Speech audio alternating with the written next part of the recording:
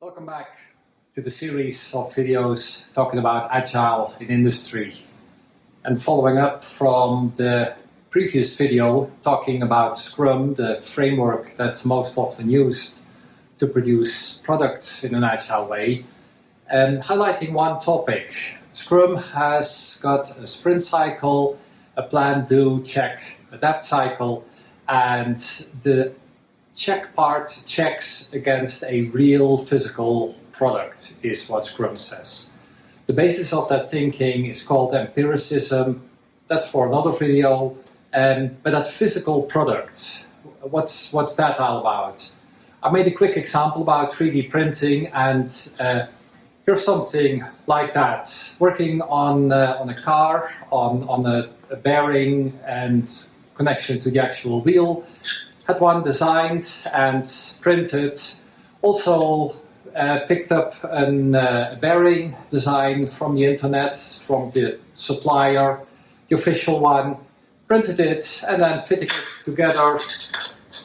Yeah, that's not going to roll really well on the street. So, hey, 2 pieces of plastic, total cost of, maybe $1, $2, plus a fair few hours to get it printed, but very little cost to find out that I made a measurement mistake.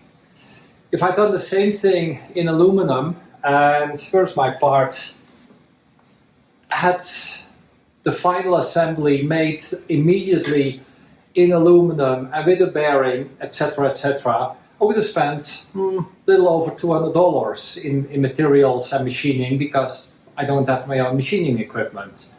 So that's the big thing. I can learn really quickly with cheap investments and by that get a better product out of the door faster. I know, it's very simple, with a really bad mechanic at the end of it. I totally admit to that as well. But let's look at a real example. We're in the middle of the COVID-19 situation at the moment, the pandemic, and one of the really big issues is that people working in hospitals, nurses, doctors, are short of equipment. And one of the pieces of equipment is protective masks. This is a real one. I use it while machining, so for safety purposes. But this is what nurses would also use in the hospital while working with patients. There's a shortage, and a group of volunteers jumped in and produced in a few sprint cycles the parts for it.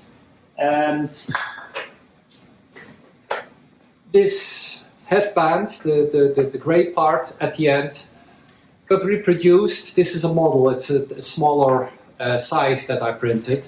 This one got modeled out, ran through approvals with doctors, got an approval, and now here in Colorado we got about 1,000 people with printers printing them every day, producing hundreds of them by the day. Will it really soon be replaced by injection molding? Yes. In the meantime, we help 2,000 people, 2,000 nurses out there with a really cheap, shippable product increment that would never be produced like this in true manufacturing. So, that as a really short explanation of potentially shippable product increment, and I'll see you next time.